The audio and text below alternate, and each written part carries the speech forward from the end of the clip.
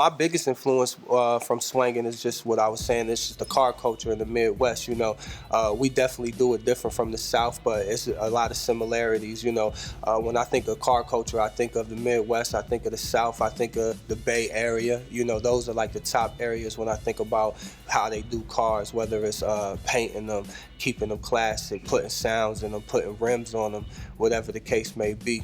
You know, in the Midwest, we roll, you know, we kept everything stock, factory, or we did Dayton's and things like that.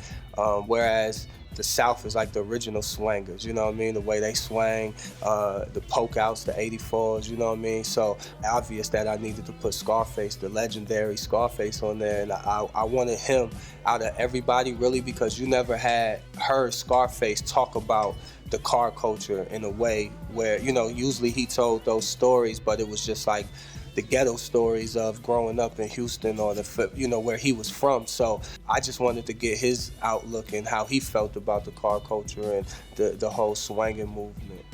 Because you hear like the other rappers like the Buns and the Paul Walls and the Slim Thugs and those guys always speak about it, but you never really heard him like just pinpoint that topic and really go in on it.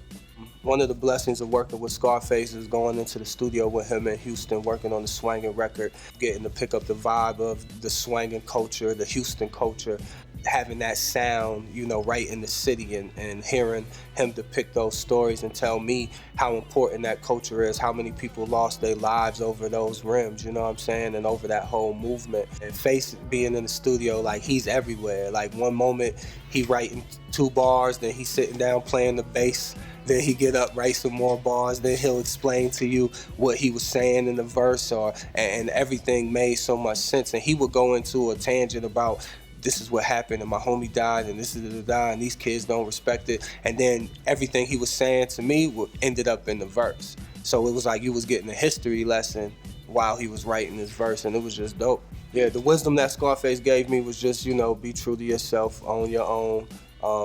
Don't wait for nobody to do anything for you. And know that you here for a reason, and know that nobody can stop that, you know what I'm saying? So, I mean, that's the only wisdom he's given me. A lot of people give me that same wisdom, especially the ones that's been in the game for a while and been through everything and back. So it's definitely good to even just soak up game from people like him. And she was like, why don't we make something on the spot? I'm like, all right, cool. So she said, I wrote this hook years ago. Could we work on something around that? And it was a song called Jesus for a Day. I learned to not depend on my own strengths. Like, as human beings, we're not that strong. I had to learn to depend on God. I start praying more. Dude pulls out a gun on us like, y'all don't move, don't nobody move. And we like, oh, shit. They finna kill us by that little piece of bread. So we like, oh, man.